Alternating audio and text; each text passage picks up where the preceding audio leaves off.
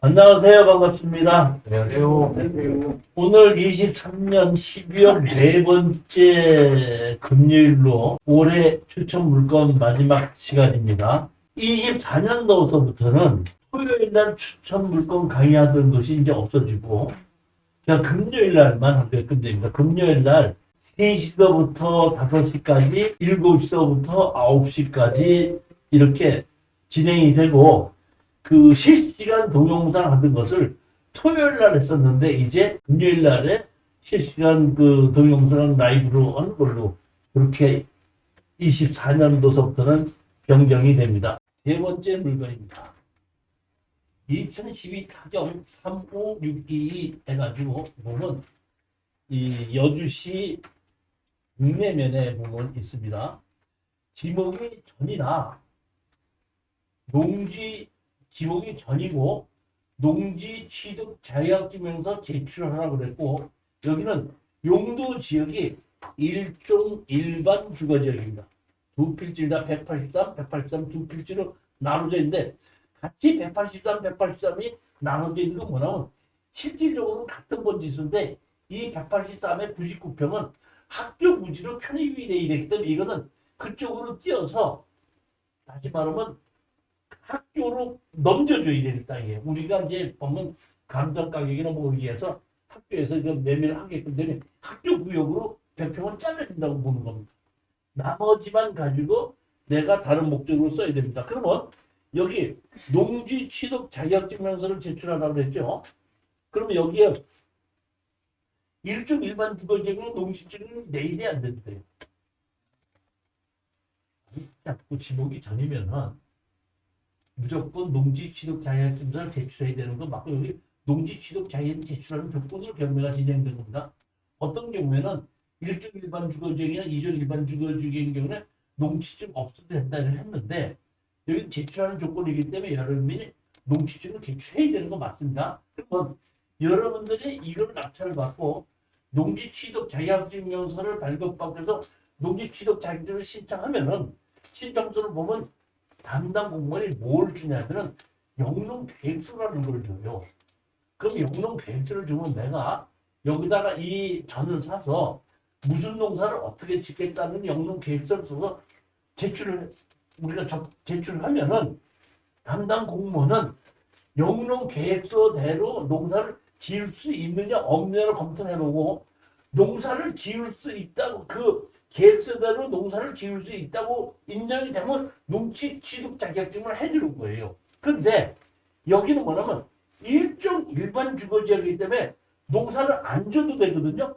다시 말하면 내가 여기 농지증 띄러 왔습니다. 그러면 영농 계획서를 제출하세요. 하지 않고도 왜? 농사를 안 줘도 되기 때문에 농지증 해줄 때는 농지 취득 자격증은 심사할 필요 없이 농지증을 해주는 것이 1종 일반 주거적, 2종 일반 주거, 상업적, 공업적.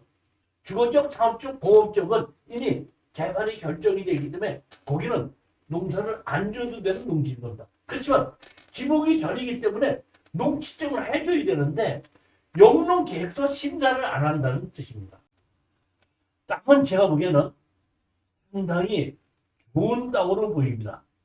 여기 땅이 보면 전부 다 몇 평이면 1055평이니까 아까 학교 부지로 한 100평의 학교 부지로 간다면 950평 정도를 제가 4차선 대로변 옆에 사는 건데 4차선 대로변 옆에 일종 일반 주거지역으로 지금 평당 한 50여만 원까지 떨어진 겁니다.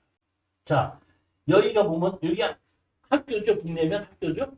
학교고 여기 대로변인데 자 여기 보시면 이렇게 토지 연계하려고 여기 잘렸죠. 여기 보실 건데 위에 학교가 있죠. 학교가 있고 여기 보면은 여기 학교 체육관이고 뭐 이렇게 학교가 있어 여기까지 이렇게 학교로 들어가는데 요만큼은 학교 부지로 잘라서 이게 뭐야? 학교로 줘야 된다는 얘기. 이게 기부채 나가는 건 아닌 걸로 봅니다. 제가 보기에는 학교에서 수용을 하게끔 돼서 감정 분석을 한다 이런 뜻이고 우리는 여기 이 땅을 우리가 낙찰을 받는 건데 이 땅이 지금 얼마? 950평이죠.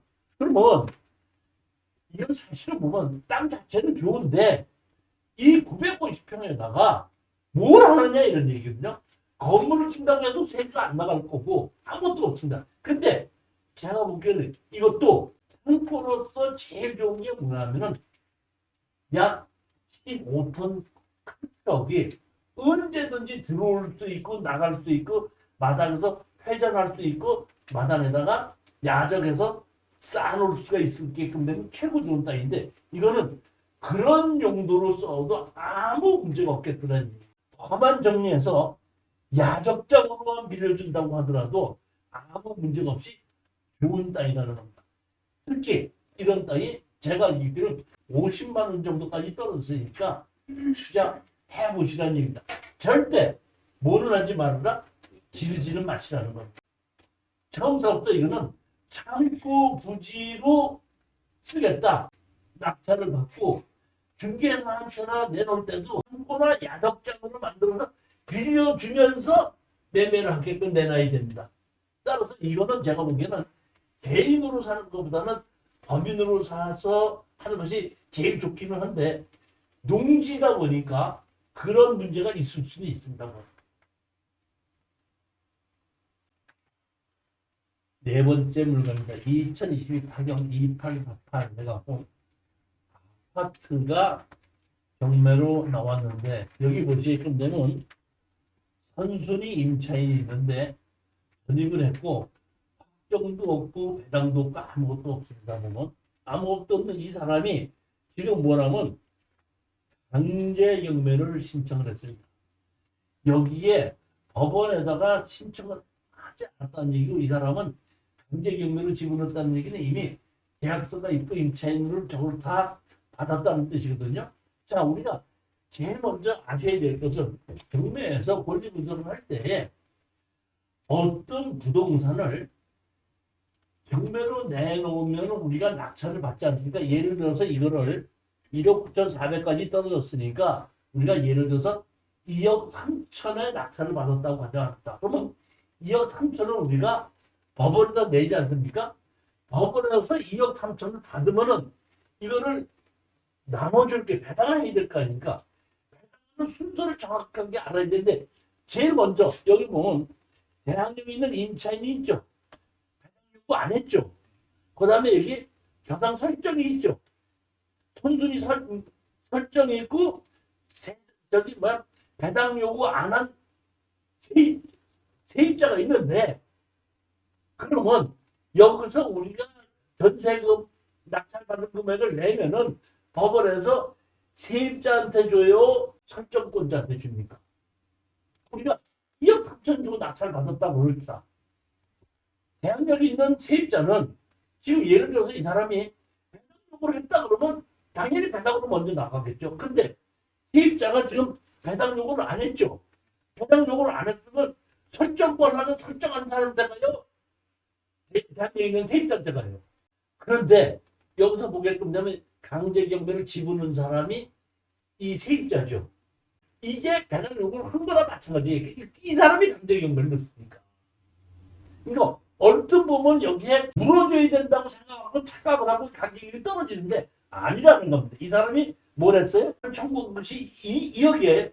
전세금이 2억인데 우리가 예를 들어서 2억 3천 주고 낙찰 받는다면 이 사람한테 2억이 다 갈 거 아니에요. 경매 비용 빼놓고 간다고 하면 뭐 몇백만 원 빼놓는다고 해도 다 갈 거 아닙니까? 그러면 이 사람한테 경매 비용 빼고 이거 이 사람한테 빼고 남은 그 나머지가 1순위 근저당한테 가게 되겠죠. 그러니까 우리는 여기 대항력이 있는 배당 요구하자면 대항력이 있는 세입자가 하더라도 겁내지 말고 입찰에 들어가시면 된다 이런